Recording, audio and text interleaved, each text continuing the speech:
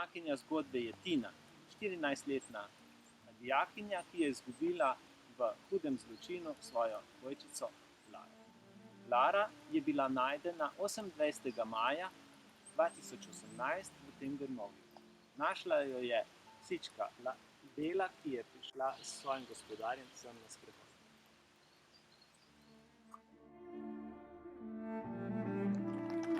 Dogajanje romana Nasvidenje Lara se odvija v okolici Šmartinskega jezera.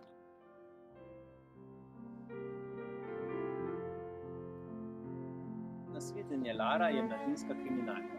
Napisal sem jo za vse ljubitelje napetega branja. Predvsem je namenjena mladim, ampak tudi starejšim, tudi mamicam in babicam, dedkom in hčerkam.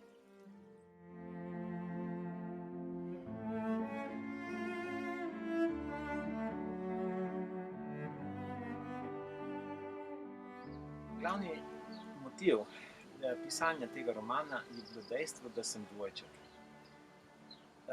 Veliko anekdot in razmišljanj je o tem, kaj povezuje dvojčke in kaj je pri dvojčkih tako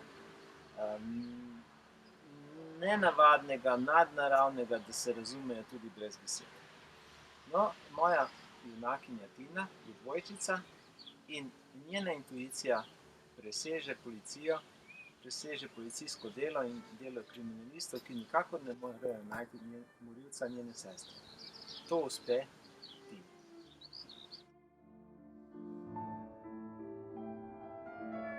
Matematika je drugi pomembni element te zgodbe.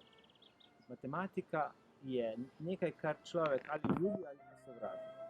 Meni se je zgodilo, da sem imel najprej matematiko rad, potem pa sem jo zasovražil. Tina je matematični genij.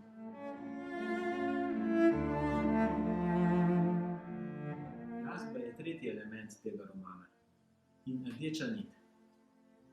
Neizmerno rad imam glasbo in ta ljubezen do glasbe se mi je nekako vcepila tudi na literaturo.